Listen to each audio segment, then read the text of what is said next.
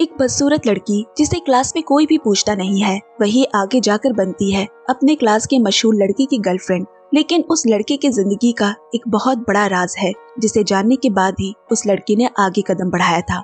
प्यार की ताकत की एक और बार इम्तिहान होगी तो मूवी स्ट्राइप सुनाने जा रही है 2017 की Japanese movie closest love to heaven, director Taisuke Kawamura, IMDb 6.4।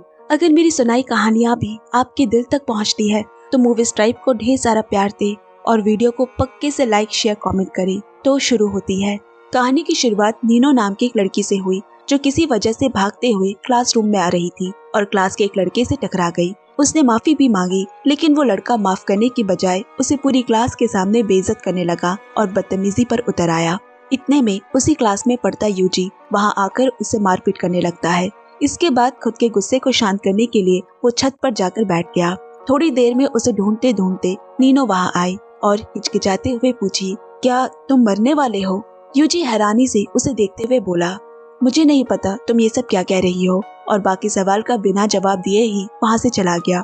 School के बाद यूजी अपने दोस्तों के साथ रेस्टोरेंट में मस्ती से समय गुजार रहा होता है कि तभी खिड़की से उसे सामने जाती हुई नीनो दिखी जिसकी आंखें उसके बालों से पूरी तरह ढके हुए हैं। उसके बाकी दोस्त ये कहकर उसका मजाक उड़ाने लगे, ये बड़ी ही अजीब लड़की है और अकेले रहना पसंद करती है, उसे दिखता भी होगा या नहीं पता नहीं। खास तौर पर अगर बात करें उसकी आंखों की जो आज तक उसके बालों की वजह से किसी को भी नहीं दिखाई दी है। थोड़ी देर बाद यूजी अकेले में समय बिताने पार्क आ गया। उसकी बेंच पर एक चिड़िया आकर बैठी। उसके पैरों पर चोट लगी है और वो उड़ नहीं पा रही। उसने चिड़िया को अपने हाथों में लिया और उसे उड़ने के लिए बार बार हिम्मत देने लगा। कुछ कोशिशों के बाद चिड़िया एक बार फिर से खुले आसमान में उड़ते हुए अपना जादू बिखेरने लगी। यूजी एक पल के लिए एकदम खुश हो गया और अगले ही पल किसी बच्चे की तरह रोते हुए जोर जोर से चिल्लाने लगा, मुझे अभी नहीं मरना है, मैं और जीना चाहता हूँ, मुझे अकेले नहीं रहना। ये सब नीनो एक पेड़ के पीछे छुपकर सुन रही होती है। वो भी उसी पार्क में थी और यूजी को देखकर ही वहाँ तक आई। अब वो उसके पास जाकर बोली, मैं तुम्हारी भावनाओं को समझ सकती हूँ, मुझे पता है अकेला रहना किसे कहते हैं, यहाँ तक कि लोगों से आंखों से आंखें मिलाने से भी काफी डर लगता है। इसी वजह से आज तक कभी अपने बाल नहीं काटे थे, लेकिन आज मुझे एहसास हुआ कि शायद मैं तुम्हें बहुत प्यार करती हूँ और चाहती हूँ कि तुम भी मेरी आंखों में देखो। उसने कैंची निकाली और सामने के अपने ढके बाल काट दिए। मैं वादा करती हूँ कि आज से 365 दिन मैं तुम्हारे साथ ही रहूंगी। यूजी हैरानी से उसकी बातें सुन रहा था और आखिर में बोला, तुम सब जानती हो? इतने में नीनो वहाँ से जैसे तैसे हड़बड़ी में भागी ताकि उसे और किसी सवाल का जवाब न देना पड़े। घर पर उसके माँ बाबा उसका ये नया रूप देखकर दंग होने के साथ साथ खुश भी हो गए। नीनो का एक पालतू तोता है जिसे वो अपने दिल की हर एक बात बताया करती। कहीं मैंने अपना प्यार का जिक्र करने में जल्दबाजी तो नहीं करती भी क्या? यूजी को ऐसे रोते हुए देख भी तो नहीं सकती थी। मेरा बस चले तो मैं उसके सारे दुखों को अपने सीने से लगा लूं। क्या तुम भूल गए जब स्कूल में मुझे क्लास की लड़कियों ने परेशान किया था? एक वही था जिसने मुझे कॉन्फिडेंस दिलाया कि मैं भी खूबसूरत हूँ और हर मुसीबत का सामना कर सकती हूँ। अगली सुबह नीनो ने स्कूल के रास्ते पर देखा कि यूजी उसका इंतजार कर रहा होता है। आज तुम लेट हो गई हो। नीनो भी हैरानी से, क्या तुम मेरा इंतजार कर रही थी? जिस पर यूजी बोला, तुम भूल गई, तुमने ही तो कल मुझसे वादा किया था, तो अब तुम्हें पूरे 365 दिन मेरे साथ ही गुजारने हैं। यूजी की बात सुनकर नीनो को तो विश्वास ही नहीं हो रहा। क्या वो सपना देख रही है या फिर हकीकत है? दोनों साथ स्कूल की तरफ निकल पड़े जहाँ पूरा का पूरा स्कूल दोनों को साथ में देखकर हैरत में था और सबके बीच उनके रिलेशनशिप की अफवाह उड़ने लगी। दोनों क्लास के फ्री टाइम में साथ बैठते। नीनो को पक्षियों से, जानवरों से बहुत प्यार है। वो हमेशा ऊन की चिड़िया बनाया करती।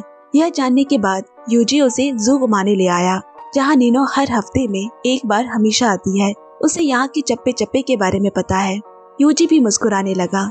नीनो उसे हर एक जानवर, हर एक पक्षी के बारे में बता रही है। आखिर उसे जानवरों से इतना प्यार जो था। आज की गाइड नीनो होती है। यूजी को नीनो का साथ, उसकी बातें सुनकर काफी मजा आ रहा है। किसने सोचा था क्लास में चुपचाप और बुली होने वाली लड़की इतनी लाजवाब भी हो सकती है। वो उन सारे पलों को अपने फोन पे कैद करता है और आखिर में दोनों फोटो बूथ में तस्वीरें खिंचाने घुसे जहाँ उनके बीच एक प्यारा सा पल भी बना। वाकई आज का दिन नीनो की जिंदगी का सबसे खास दिन था जिसके एक एक पलों को उसने अपनी डायरी में संजो कर लिखा। दरअसल नीनो ने एक रात अपने माँ बाबा को बातें करते हुए सुन लिया था जहाँ वो यूजी के दिल की बीमारी की बात कर रहे थे। उसके पास सिर्फ 1 साल ही बचे हैं। यूजी भी उनके ही मोहल्ले में रहता है। अगली शाम दोनों पार्क में होते हैं। यूजी बोला, कितनी सुहानी शाम है ना। शुक्रिया कल के लिए।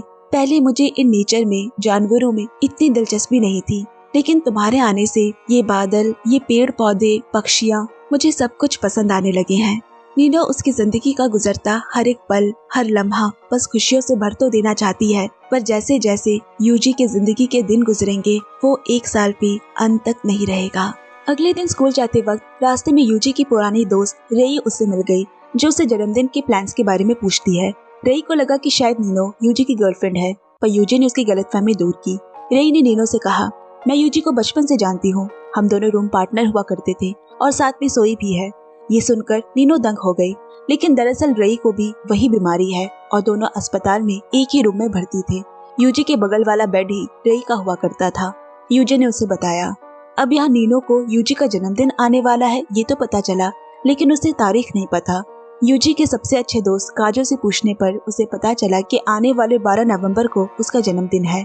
घर जाकर उसने 12 तारीख अपने फोन में सेव कर लिया और इस दिन को यूजी के लिए सबसे खास बनाने की हर मुमकिन कोशिश में वो लग गई।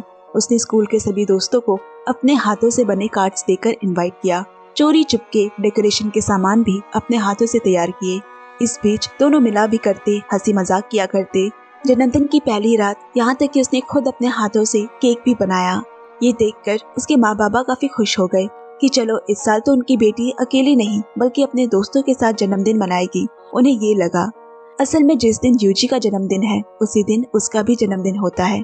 आज 12 नवंबर है। नीनो ने पूरे रेस्टोरेंट को खुद अपने हाथों से सजाया है। उसने सभी दोस्तों के साथ साथ रेई को भी बुलाया था। इन सारी सजावट को देखकर उसे थोड़ी जलन होने लगी और बोली, तुमने उसके लिए केक क्यों बनाया? तुम्हें पता नहीं है यूजी को ये कितना नुकसान करेगा? बेचारी नीनो ने बिना कुछ सोचे समझे केक को छुपा दिया। थोड़ी देर में यूजी भी बाकी दोस्तों के संग आ पहुंचा और सभी ने मिलकर एक बढ़िया पार्टी सेलिब्रेट की। सबसे पीछे खड़ी नीनो यूजी को खुश देखकर ही बस बहुत खुश है। पार्टी खत्म होने के बाद सभी बाहर घूमने के लिए निकल गए, पर वहाँ नीनो नहीं होती और ना ही किसी को कुछ पता है। तभी यूजी को सामने से आती नीनो की माँ मिली, जिनके हाथों में एक केक और कुछ गिफ्ट्स थे। उन्होंने यूजी से शुक्रिया अदा करते हुए कहा, आज मेरी बेटी का भी जन्मदिन है। अगर तुम उसके जिंदगी में ना होते तो शायद उसके इतने दोस्त न बन पाते। आज तुम्हारी वजह से उसने अपना जन्मदिन इतने अच्छे तरीके से बनाया। ये सुनकर तो मानो यूजी के पैरों से जमीन खिसक गई। जिस नीनो ने उसके लिए इतना कुछ किया वो उसके जन्मदिन की तारीख तक याद नहीं रख पाया। अब यूजी सब कुछ छोड़ छाड़ कर नीनो को ढूंढने निकल गया। कई घंटों तक ढूंढने के बाद उसे नीनो एक नदी के किनारे मिली, जो अपने हाथ का बनाया हुआ केक डस्टबिन में फेंकने जा रही थी। एंड वक्त पर वहाँ यूजी ने आकर उसे रोक लिया और फिर बॉक्स खोलकर देखा तो केक पर लिखा था, हैप्पी बर्थडे यूजी। ये सब देखकर यूजी की आंखों से आंसू बहने लगे। भारी ठंड में अपना शर्ट उतार कर कहता है, मैंने ये टैटू बचपन में बनाया था क्योंकि मैं बहुत कमजोर था। हर कोई मुझे परेशान करता। मैं भी बाकी लड़कों की तरह ताकतवर बनना चाहता था। और फिर एक दिन मुझे मालूम पड़ा कि अब मेरे पास जिंदगी में जीने के लिए सिर्फ 1 साल बचे हैं। उसी दिन से मैंने अपने आप को मजबूत बना लिया, अपना गुस्सा लोगों पर निकालने लगा और अपनी मौत का इंतजार करने लगा। मुझे लगा कि इन 1 सालों में मेरे साथ कुछ भी अच्छा नहीं होगा और मैं इस भरी भीड़ में अकेला और गुमनाम रह जाऊंगा। लेकिन तभी मेरी जिंदगी में तुम आई, जिसने कुछ ही दिनों में देखते ही देखते सब कुछ बदल दिया। मैं बिन बात के हंसने लगा। तुमने मुझे मेरे दर्द को भुलाने की वजह ही नहीं दी, बल्कि मौत से नफरत करने की भी वजह दे दी। तुम्हारे साथ रहकर मुझे महसूस हुआ कि मैं अकेला नहीं, मेरे साथ तुम हो। अब मुझे जिंदगी से प्यार हो गया है और जब तक मेरी धड़कनें चलेंगी मैं हार नहीं मानूंगा। इसी के साथ यूजी ने अपने प्यार का इजहार कर दिया। नीनो भी नमी भरी आंखों से हामी भरती है और यूजी ने हैप्पी बर्थडे नीनो कहते हुए उसे प्यार से चूम लिया। अगले दिन क्लास में उसने सबके सामने ऐलान किया कि नीनो अब उसकी गर्लफ्रेंड है और कोई उसे परेशान ना करे। नीनो के साथ साथ हर कोई दंग रह गया। नीनो के लिए इससे अच्छा जन्मदिन का तोहफा आखिर क्या हो सकता था। इसी के साथ दोनों की प्यारी हल्की फुल्की जलन और ढेर सारी प्यार भरी रिलेशनशिप शुरू हो गई और देखते देखते क्रिसमस आ गया। दोनों ने एक दूसरे को तोहफे दिए। दोनों ही बहुत खुश है। यूजी का साथ पाकर नीनो भी पूरी तरह से बदल गई थी। गुमसुम डरी सहमी सी रहने वाली नीनो अब हमेशा खुश, हर समय गाने गुनगुनाने लगी थी। यही तो प्यार का वो खूबसूरत एहसास होता है। आज का दिन भी वो अपनी डायरी में लिखती है। उसकी जिंदगी के पन्ने भी उन किताबी लव स्टोरी की तरह गुजर रही है। अब अगले दिन यूजी ने नोटिस बोर्ड में कॉलेज एंट्रेंस एग्जाम का नोटिस देखा, जिसकी तैयारी के लिए बस 1 साल बचे हैं। यूजी का मन उदास हो गया। 1 साल यानी कि उसकी जिंदगी में मुश्किल से इससे भी कम वक्त बचा है। उसने अपने जज्बातों को संभाला क्योंकि वो खुश है कि नीनो उसके साथ है। आज 1 जनवरी आ गया। नीनो, यूजी, उसका दोस्त काजो और रे रेस्टोरेंट में मिलते हैं। दरअसल काजो रे को पसंद करता है, इसलिए दोनों को साथ बुलाया होता है, लेकिन रे यूजी को पसंद करती है। नीनो को अकेला पाकर उसने यूजी के साथ में खींची एक तस्वीर दिखाते हुए बोली, मेरे और यूजी के बीच तो बहुत कुछ हुआ है, क्या तुम सोई हो उसके साथ? ये देखते ही नीनो उसी वक्त वहाँ से निकलकर बाहर भागी और खूब रोती है। यूजी को पता चलते ही वो उसके पीछे पीछे भागा, उसे समझाने लगा, हमारे बीच दोस्ती से ज्यादा और कुछ नहीं है। उस वक्त बस हम ही एक दूसरे का सहारा थे, जिससे हम अपनी बीमारी की बात कर सकते थे। अभी मेरी जिंदगी में बस तुम ही हो। जब आप किसी से प्यार करते हैं तो थोड़ी जलन तो होती है। वही नीनो के साथ भी हुआ। गलतफहमी दूर हुई और दोनों ने एक दूसरे को किस किया। इतने में वहाँ रई आ गई, जो असल में ये देखना चाहती थी कि नीनो कितना यूजी से प्यार करती है, और अब उसे समझ आ चुका है। नीनो, मैंने यूजी तुम्हारे हवाले किया कि मेरे बाद भी उसका कोई ख्याल करने वाला है। इसके बाद किसी बात पर सब हंसी मजाक कर रहे थे कि इसी बीच अचानक यूजी की तबीयत खराब हो गई। उसे आनन फानन में अस्पताल लाया गया। यूजी की हालत अभी भी नाजुक है, उसे कुछ दिनों तक अस्पताल में ही रहना होगा। पहली बार यूजी को ऐसे देख नीनो कुछ कर ही नहीं सकी। वो पूरी तरह से सुन पड़ गई और रेई ने वहाँ सब कुछ संभाला था। रेई ने नीनो से कहा, परेशान मत हो, उसे कुछ नहीं होगा, पर तुम्हें आगे ऐसी हालातों का सामना करना पड़ सकता है, इसलिए अभी भी तुम्हारे पास वक्त है, तुम यहाँ से भाग सकती हो। वो उसे सच्चाई से रूबरू करवाती है। यही यूजी का सच है। पर नीनो भागने वालों में से नहीं, उसे यूजी के लिए और मजबूत बनना होगा। उसे अपना वादा भी तो पूरा निभाना है कि वो उसका साथ कभी नहीं छोड़ेगी। उसने रहने का फैसला किया। रेई उसे इसके लिए शुक्रिया कहती है। रेई से नीनो को एक और बात पता चली कि इस बीमारी का इलाज है, मगर ऑपरेशन के दौरान उसे कुछ भी हो सकता है, और ये ऑपरेशन उसके किए गए ऑपरेशन से कहीं ज्यादा रिस्की है। यूजी की जान भी जा सकती है। अब कुछ दिनों बाद यूजी अस्पताल से डिस्चार्ज हो गया और दिन है वैलेंटाइन का। दोनों साथ सुहानी रात का मजा ले रहे हैं। तभी नीनो ने कहा, माँ पापा आज घर पर नहीं रहेंगे, चाहो तो मेरे घर आ सकते हो, तुम्हारा वैलेंटाइन गिफ्ट भी मैं वहाँ दे दूंगी। जब यूजी अस्पताल में था तब नीनो ने वैलेंटाइन गिफ्ट के बारे में पूछा था, और तब यूजी ने यूं ही कह दिया था, तुम। अब दोनों नीनो के घर में होते हैं और दोनों हसीन लम्हों में खोने ही वाले होते हैं कि तभी नीनो के माँ पापा घर आ गए और उन्होंने दोनों को साथ देख लिया। जैसे कि एक पिता को अपनी बेटी की चिंता सताती है, नीनो के बाबा को भी वही चिंता है। उसने अकेले में यूजी से बात करनी चाहिए। वो यूजी का इसके लिए शुक्रगुजार है कि नीनो, जो अपने पूरे स्कूल टाइम में अकेली थी, आज उसकी वजह से उसके कई दोस्त हैं, लेकिन वो उनके रिश्ते को अपनी मंजूरी नहीं दे सकेगा। उसके इतने करीब आने के बाद जब वो उसकी जिंदगी से चला जाएगा, तब नीनो का क्या होगा? वो फिर से अकेली रह जाएगी। अपनी बेटी का ये दुख वो दोबारा नहीं देख सकता। यूजी भी नीनो के बाबा की बात सुनकर शांत हो गया, क्योंकि 1 साल उसकी जिंदगी का सच तो यही है, जिसे वो चाहकर भी नहीं बदल सकता। वो चुपचाप बिना नीनो से मिले घर से चला गया। नीनो को जैसे पता चला कि बाबा ने उसके रिश्ते को मंजूरी नहीं दी, वो उसे मिलने को भागी। बाबा ने उसे रोका भी, डांटा भी, पर फिर भी वो ना रुकी। उसे बहुत ढूंढा, पर तब तक यूजी बहुत दूर जा चुका था। नीनो का दिल रो उठा। अगली सुबह स्कूल जाने से पहले वो उसी जगह यूजी का इंतजार करती है, जहाँ दोनों रोज मिला करते थे, लेकिन आज वो वहाँ नहीं था। शायद स्कूल चला गया होगा सोचकर नीनो भागते भागते क्लास पहुंची, पर यूजी तो स्कूल आया ही नहीं। इधर ना यूजी काजो का और ना ही रेई का फोन मैसेजेस के कोई जवाब दे रहा है। और तभी ख्याल आया कि जब वो दुखी या परेशान होता है तो अपनी माँ से मिलने उनकी कब्र पर जाया करता। नीनो वहाँ के लिए भागी, पर काजो ने उसे रोकते हुए कहा, मैं अकेले जाना चाहता हूँ, मुझे भी उससे कुछ कहना है, और वादा है मैं जरूर उसे तुम्हारे सामने ले आऊंगा। भागते भागते वो पुरानी बातें याद करने लगा। कैसे पहले लोग उसे भी परेशान करते थे और उसका कोई दोस्त नहीं हुआ करता था। तब यूजी ही सबसे पहले उसके पास आया था। क्लास में मशहूर होने के बाद भी वो उसका दोस्त बनता है और उसके कार्टून बनाने की कला की तारीफ भी करता है। तभी आज काजो के इतने दोस्त हैं। यहाँ दूसरी तरफ यूजी फूल चढ़ाने अपनी माँ की कब्र पर आया। इतने में काजो भी वहाँ आ पहुँचा और उससे ऐसे अचानक गायब होने का कारण पूछा। नीनो की हालत के बारे में भी बताया। यूजी ने रात नीनो के बाबा से हुई सारी बात बता दी। मैं नहीं, पर नीनो का तो कल है, उसके पास पूरी जिंदगी पड़ी है और मैं उसके साथ नहीं रहूंगा। नीनो के बाबा ने बिल्कुल ठीक कहा। अब काजो गुस्से में उस पर चिल्लाते हुए बोला, कल कौन जिएगा इसकी गारंटी किसी के पास नहीं है। जो है आज में है। तुम 10 साल जियो या 1 साल, उसकी कीमत अभी बिल्कुल शून्य है, समझे तुम। कल का सोचकर अपने आज को मत खो दो।